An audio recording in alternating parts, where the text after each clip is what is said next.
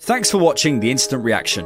For full episodes of the Cannon Podcast, sign up as a YouTube member on this channel or go to patreon.com/thecannonpod.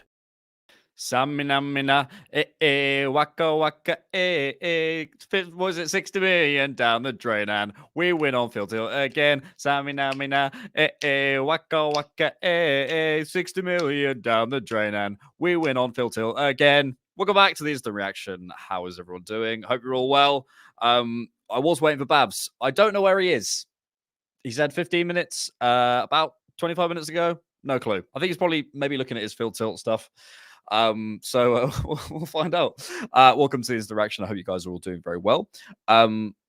Yeah, that was a game of two stresses. The stress of trying to get the ball back in the net, and then the stress of the last sort of 4 or 5 minutes where we were trying to preserve that lead to see that out, because yeah, that was a very, very, very big moment for Kai Havertz. Unbelievable. Absolutely unbelievable. Oh, and here we go. As if on cue. Here he is. What are we saying? What are we saying? Hello, sir. Were you looking up the field tilt? No, actually, I wasn't. I was just sorting my setup out. But I'm sure Arsenal have won again on field tilt, so wouldn't be surprised. We absolutely have, Bhavs. Look at that one second. Well, that's things you love to see. Here it is. Oh my god. That's all that matters. 74.6%, Bhavs. Would have liked a little bit more. A little Maybe bit more. In high 80s. Maybe around here, bit more on the. Yeah, just those little drops. In these sort of areas. I need some more. I need some more. Let's deal with the positives, because there are some concerning conversations to be had. But let's deal with the positives first. Headline: Kai Havertz goal, unbelievable. Mm-hmm. Listen, I think that goal has been coming for a long time, and I think what it is about is the movement into the box, the arrival, and also Bukayo Saka, stinger of performance, but made two of our best chances. And that's the cross, that's the pass. He did it against Chelsea for Trossard.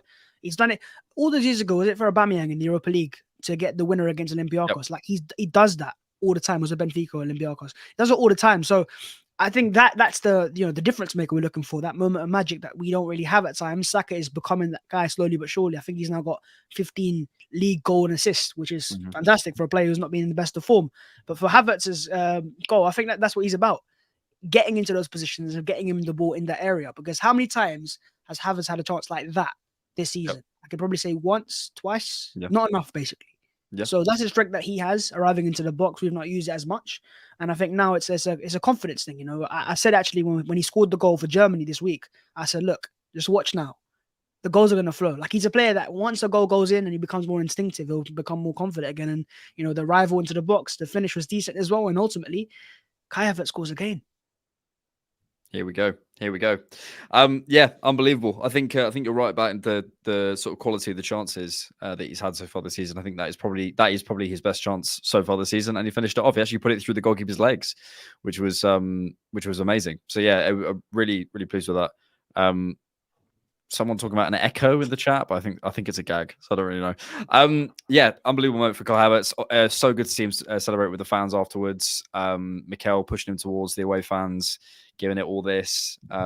Yeah, look, we've been saying, look, no one and nothing was perfect today, but equally, I think there are games that you look back on at the end of the season that you go, we had to dig deep, we had to find something, and we did. And this is one of those games. And I think, I look back at the Man City game, I look back at this game. When else have we won it late? But, over the last sort of 18 months, how many times have we turned it around very late on into a game? And I think it's, it's not the optimum way of winning a football match by any stretch of the imagination, but I don't think it should be, completely seen as we just got away with something.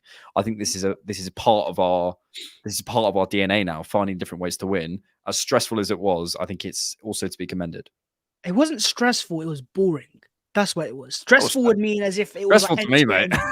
No, maybe down to the win, but for me, it wasn't stressful in the sense of them having a lot of chances.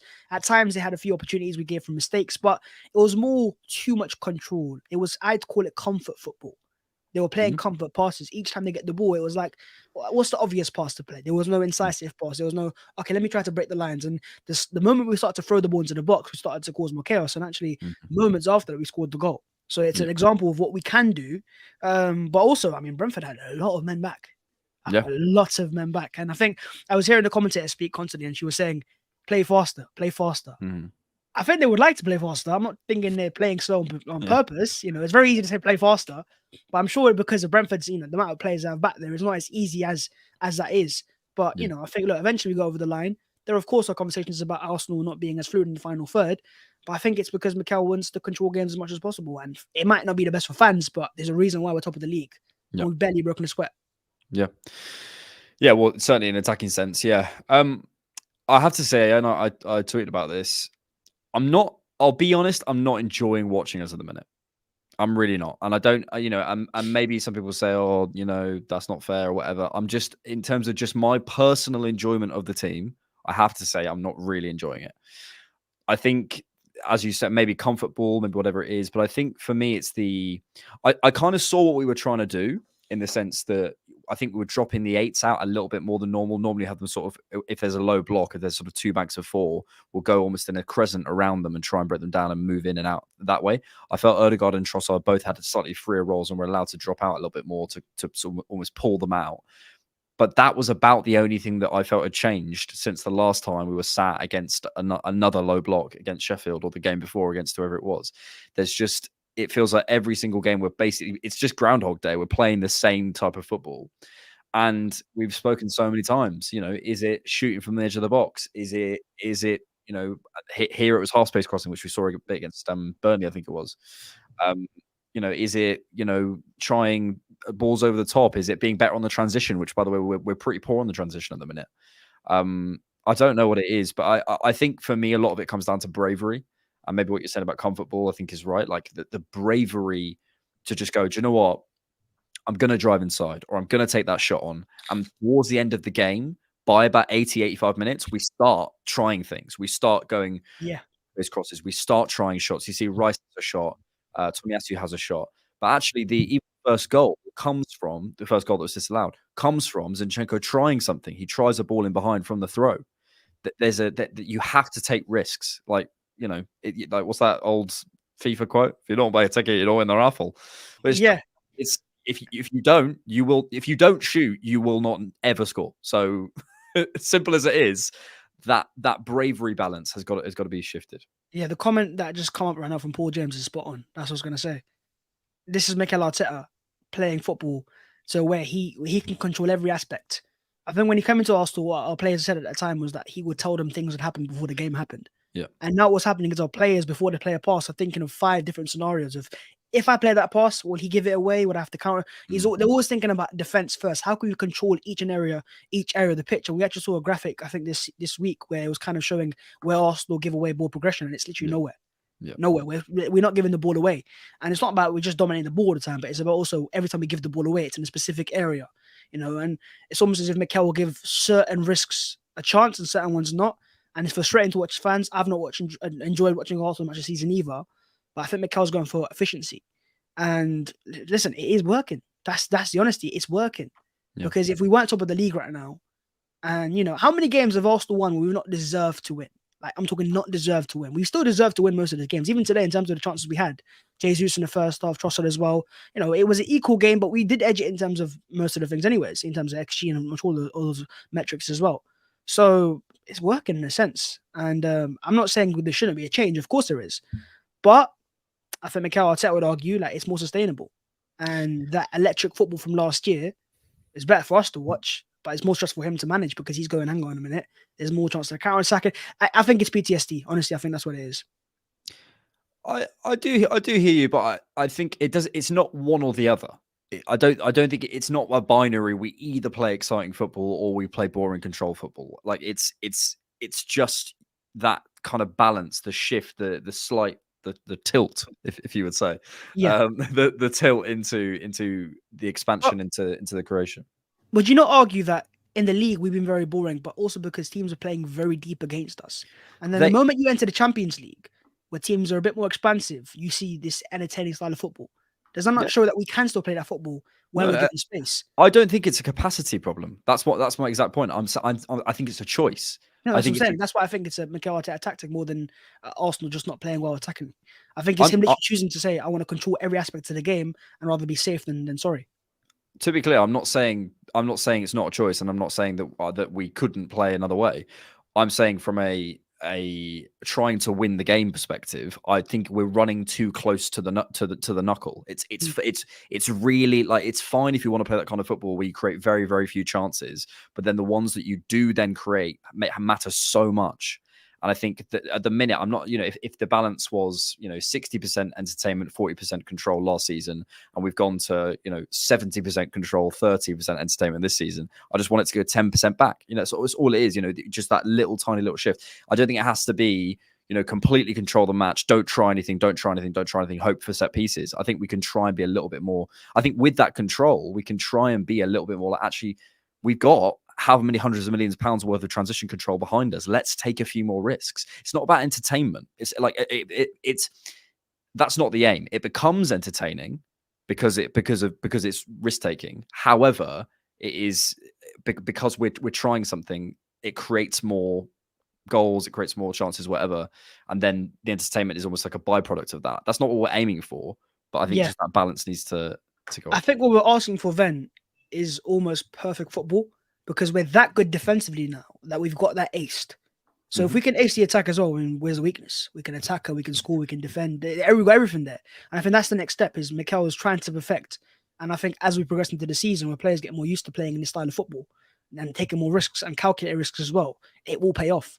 And right now, it's as you said, it's very close to the edge. But I think eventually we'll start to deviate towards more goals scored, more chances created because we've got too much quality. And that's why when you've got the quality to bring on Kai Havertz off the bench, would start for most teams in the league. That's the game changer. Yep, that's the title. 1.5 expected goals to our 1.5, which is possibly slightly concerning. A few more shots than them. 4 shots on target to their 1. 63.7% possession. We won on field tilt. That's all that matters. I mean, the XG itself. It is concerning, but I don't think at the same time as well because the keeper made 1 massive error, which we've seen made once else this season. So I wonder how much of that. I don't think teams are now expect us to make that same error week in week out, right? So that's look at that. The XG just jumped from there. So Brentford, most of the XG come from that one mistake, and that wasn't a defensive error, just a Ramsdale error more than anything. But apart from that, again, defensively pretty solid because how many other chances did Brentford have? Well, they had that Zinchenko one, which I imagine is about here. So I think I think those are the 2 jumps from the sort of 2 goal line clearances. But in the end, if at some point you're going to have to defend. You can't expect to. If you're trying to win games, you are going to give up a bit more at the back. And this is the ground and aerial duels. So Martinelli had 8 ground duels, lost 6, won 2. Trossard 3 and 3, Saka 4 and 1. Yeah, we're a little bit off in the duels today in terms of there's the ground duels and those are the aerial duels. I mean, there's one player that wasn't, Declan Rice. Oh, top. I mean, every time he gets the ball, he is the perfect epitome of what Mikel Arteta wants. Defensive control, but he's slowly now gauging going forwards. Yeah, he's releasing the handbrake now, and you can see when he drives the ball forwards with that little forward pass. That's the perfect balance because you can see he's defensively very secure, but he's now also affecting the attacking play as well. And that's why he's a centerpiece of Mikel Arteta's project. That's why he wanted him so badly because he has everything Mikel Arteta wants. Big time. Shall we discuss Ramsdale? Let's go for it, man. I mean, the Brentford fans definitely had their moments. It was one point. Oh, my bad. At one point, you're the England's 4th choice, or England's number 4. Yeah, I mean, who's the other 3 then? What? Pickford, Pope. Who Johnston, I think, at Palace. Johnston, come on, man. But look, I don't think they go for logic in their chance. They're just trying to get in his head. And at one point, one day, if Brentford's goalkeeper is English as well, maybe they're trying to say that he's a bit. No, he's Dutch, I think. Oh wow, is it? So, but I think with Ramsdale, there's a comment that says that he grew into it. I think he just kind of went to his old. That's what it was. Like in the first half, he was trying to play at David Raya, and it wasn't working. He was trying to stand out as a goalkeeper, and that's what you should never do. As a goalkeeper, you're not meant to be the main act. And at times, I think he was trying a little bit too much compared to his game. and therefore he made a few mistakes. But in the second half, he said, "Listen, I'm going long.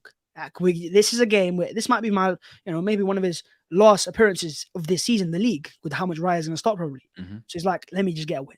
Let me just get a clean sheet. Let me go back to the basics." So I'm sure his dad in the second half would be like, "Go on, son, get it up the pitch." Yeah, he loved it. Do you know what I mean? Get out, put your foot through it. Yeah. Yeah.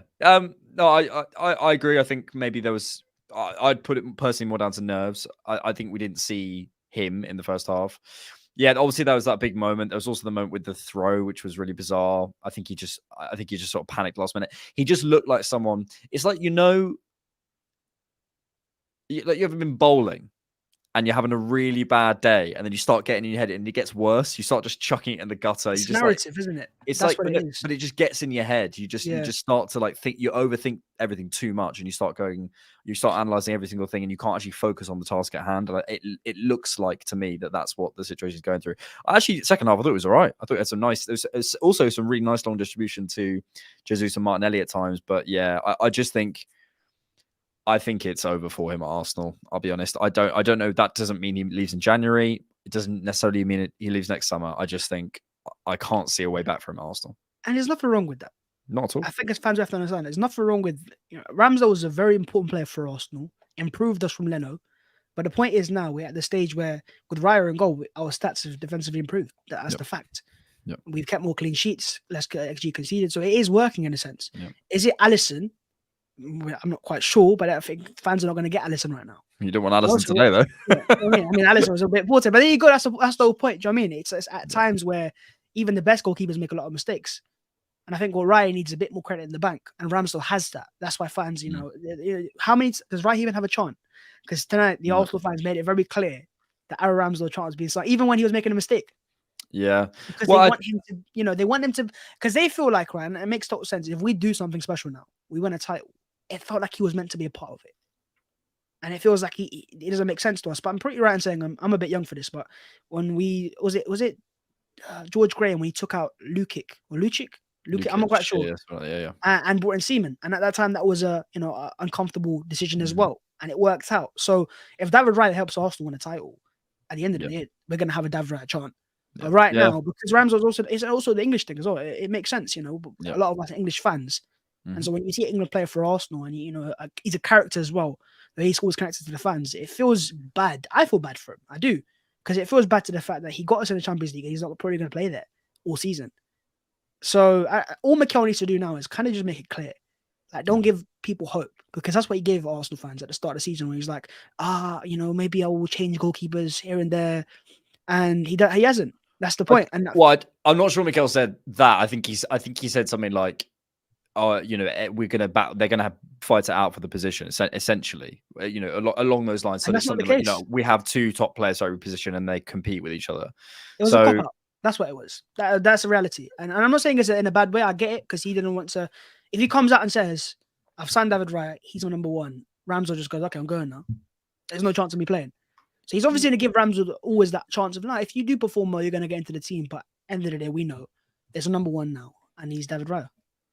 Yeah, I mean, this is obviously like a wider debate that we've had before, but I think broadly, I would say we don't know the internal conversations. We don't know what was said. We don't know, he might have said to Ramsdale on signing the contract. We literally don't.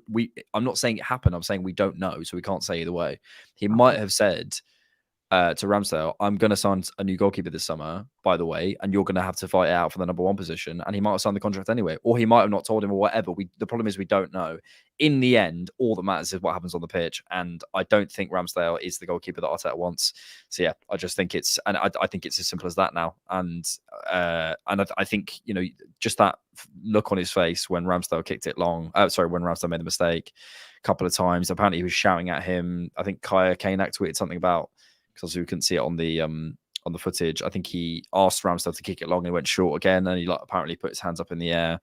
So I think they're not totally suited. I think he was 80 to 90% of what Arteta wanted, but now Arteta wants 100, and that's the margins.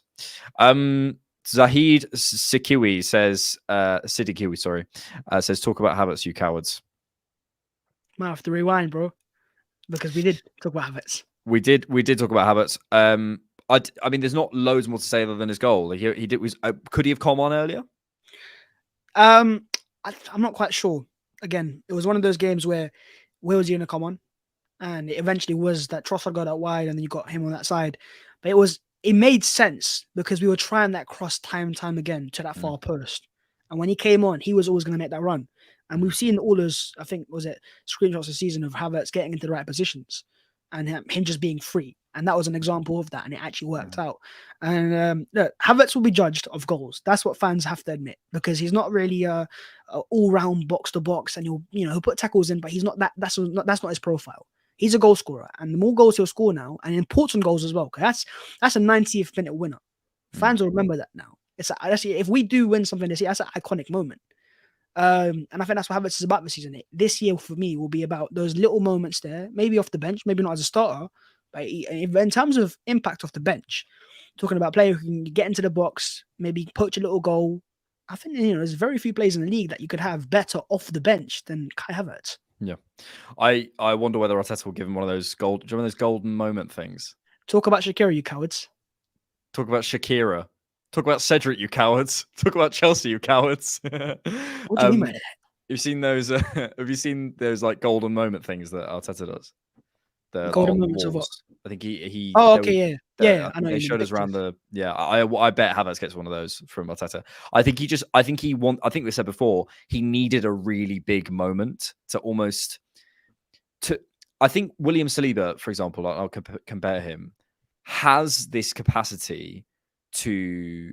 Well, no, Martin Odegaard is there. He can demand the ball. Declan Rice is there. He can demand the ball, and he gets the ball whenever he wants it. I think Saliba should be going to that next stage fairly soon, where he can start to go, do you know what? I'm just going to make this decision. I'm going to charge through midfield, and if I lose the ball, I'm William Saliba. I think with Havertz, at the moment, despite all the great positions he picks up, despite all the great unseen or unheralded stuff that he does, he's not demanding the ball, but also he's not necessarily being given the sort of the status by his teammates, and I think that's hopefully this is going to be one of the moments that helps him get there. It's earned. You don't just get that. Saliba wasn't just given that as a part of his contract. Mm-hmm. He has to earn that, and with moments he's going to do that. That's what it's about. I like this. Talk about what, you cowards. Just call us cowards. Coward. Who started the coward? We'll probably answer it just because we're too insecure about it. Silver Surfer says, can you tell Bhavs to stop ending his videos with "that's the video there and there"? Well, that's the video there and there. It's, you know what I mean? That is the video there and there. What do you mean by that? I'm not quite sure. It's just a habit at this point. Who else are we talking about then? Let's do some comments, because here we go.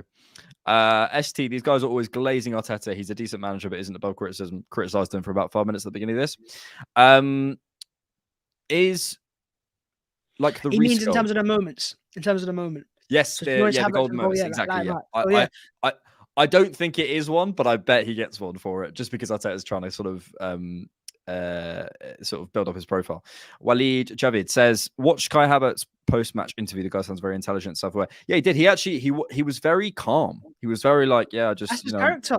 Yeah, that's his character. I mean, sometimes it works against him because that calm persona.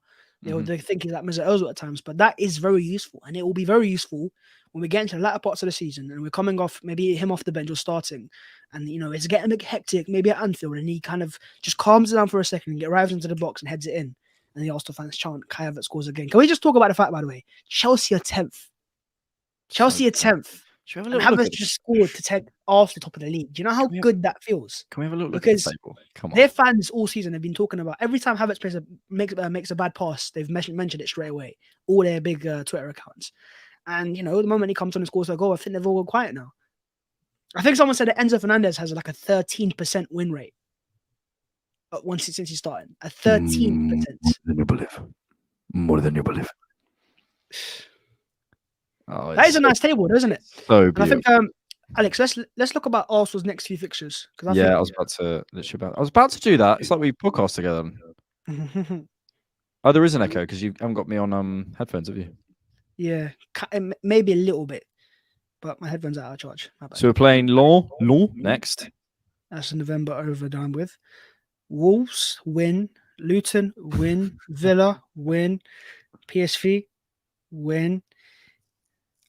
Brighton at home, And loss. by the way, if I get clapped up, I'm talking about the Arsenal dog. I'm not talking about Arsenal. I'm talking about with the dog. So Brighton win. Oh, actually, do you know what? Brighton are not in good form right now, so maybe next 5 games we should win. Oh yeah, 100%. Expect a lot of field tilt, a lot of control, maybe a few last minute winners for sure. There might be a little slip up in the Champions League, I think, PSV, because I think the group might be done by then and Mikel might rotate. This is But tasty. That Liverpool game away from home. When was it last year? It was end of the season, wasn't it? And we went 2-0 up and bottled from there. If we go this time this season with Saliba and Gabriel, we might actually will win in Anfield, not just by the game, but also field tilt. A Ewell Worku says Gabriel is comfortably our best away day centre back. He is, and I think he turns into a different character, isn't it? And it's the other one thing he does very well. It's that little foul he gets. He's under pressure and he just drops, and he always wins that. It's a who's the best at housery in our team? Got quite a few, quite a few. But Jesus is good. Jesus, but Jesus time I think he looks a bit too emotional. But that's sort of what you need from a houser. Yeah, we've got quite a few. Ben White, White's got one of those faces where they go. Yeah, Ben White's the one. As a comment said, Ben White is the one that all the time, little kicks, little things, he gets away with it. Yeah. What's good at that? Gabriel is Granit Xhaka's successor of sticking his bum out. It works. Just need to do it in the box one time and might get a penalty from it. Lewis says winning at Anfield seems unlikely given our low expected vibes. Mate, everyone's being bare funny. I'll tell you why, because that game was so boring. It really was. Everyone wants a release from the boredom of that game. What? Maybe it was just myself, but I kind of thought we were going to score. I just don't know. I felt like one of those games where this year we've had quite a lot of those games which goes against the narrative. Do you know how when you listen to the commentary, the narrative starts getting set and the commentator goes, well, man, this game's running over, or this game's going for a 0-0 draw. Like it's written. I'm not quite sure, but Gary Neville against Chelsea, where he goes, well, this game's going for an easy 2-0 win. And then Raya scores, Trossard scores. That's what Arsenal are doing this year, is when the narrative looks set, like a set draw, set loss, they just kind of do something. They provide a moment. And I think we're not really breaking a sweat. And I know it's not really appeasing to the eye, but it is effective and it's sustainable because we're making enough chances to win games and conceding not enough to lose games. So it works. And even the game against Newcastle, our only defeat of the season, apart from a goal which is very dubious, Arsenal probably got easy got a point there. Yeah, I don't know. Maybe I just think it's a lot down to individual bravery and individual, like Saka and Martinelli. I thought were bland in that first half. Awful. They were just bland. But awful implies they were like giving the ball away. They weren't. They just received the ball and pass it back, and over and over and over again, or run into a blind alley, or like it's that desire to take on your man, the desire to put in a cross, which all came towards the end of the game. But for some reason, especially first halves, it's like we used to come out the blocks firing as well, which I think is another thing, because we used to come out so good and then sort of taper away. But people remember that first thing and how exciting we were for the first 10, 15 minutes. And I think now, because we build into games, it feels like the majority of the game and the main feeling you get from a game is like, oh, that was boring, but we got away with it. I don't think we got away with that one. That's what I will say. Getting away with it is when you concede a lot of chances and you make one and kind of score. We got it over the line. Maybe that's the other I'd say. We're getting games over the line more often. Yeah. Even every game we won this season, we've got it over the line. There's very few we've kind of not deserved to win in a sense. Yeah. Sorry, I had an itchy foot. Also, Ethan Pinnock. What a baller. Very good player. I just will say that watching Brentford defend is so frustrating. Yeah. Because the moment they've got one attack and then they come back and they've got like 10 men in the box. They probably got 12 men in the box. They might have an extra man. I'm not sure we counted. They might have had an extra man on the pitch because there was so many players in the box and they defend so well. Defend with like 6 at times. But, that's the thing this year. And this is why I look at it and I go, when you play in the Champions League and we've got teams that show a bit more ambition, look at how we open teams apart. Mm-hmm. Of course, Brentford are going to go, hang on a minute. If we attack, we saw it in little occasions here where the moment they do attack, the amount of times the Saka was able to get in a 1-on-1 or, a 3v2 advantage. We very, very, very good at doing that. It's just a matter of finding the right balance. So we kind of did it right towards the end of the game. And I hope at least that we're going to find that over the rest of the season, just consistently find that right balance of when to play the risky pass and when to not. Hope so. Ethan Pinnock was playing semi-pro till 2016. That's crazy. That is mad. He was at You know what? Dulwich. And straight to Brentford. He was at Dulwich Hamlet till 2016. No, where did you sign? Straight to Brentford. Brentford was 2019. He went Forest Green Rovers for a year, then Barnsley for 2 years, then he went to Brentford. He's so good. Listen, man. My guy was playing semi-pro. Jesus. 10 games in 36 days coming up. Prediction for where we'll be after that in both the Champions League and the Premier League. Champions League last 16, I think that's guaranteed. 1 win away against Lens. And we'll be there and thereabouts. I don't think guaranteed top because we're not playing exhilarating football. So me saying that would be, but I think we'll be there and thereabouts. We won't drop off to like 5th or 6th. It will be either 1st, 2nd, or 3rd. And, Liverpool now will be intriguing because they've got a point today. Can they sustain their title charge? Because then once we get into that game in December against Liverpool at Anfield, that will be the real test. That's a big game. That's and a very big game. If you can get over the line in that game there, that's when the belief goes again. Oh, hang on a minute. Got something building here. Can you imagine if we win at Anfield? Yeah, it will be crazy, but we need to win the games before that. So let's not get carried away. You know what I mean? What did Mikel say? What did Mikel say? Guys, listen. What did he say? That's all I got.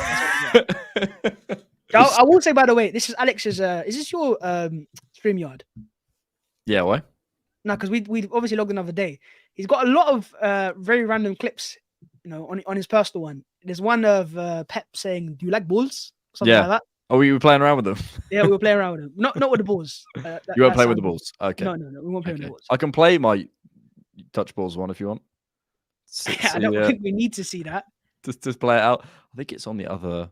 Yeah, it was on another account, which is fair enough. It's on the other account, so I can't play it. You touch balls. I can do it. You don't like to touch balls? Yeah. So I love it. Yeah. Anyways, we'll finish it there. Yeah. We'll finish it there. He doesn't have the clip. He'll get it next time. I don't have the clip. He's got a weird clip. There's a United clip in there as well. Where it's like Ten Hag crying or something like that. Sad music with Man United. I realize I do other things other than this. You're saying it like me and George are just evaluating. What is this guy doing his off time? Did you find my porn? No. Okay, that's good. That's all that matters. Right, guys, that's a video there and there. That's the video there and there. Thanks for watching. Really appreciate it.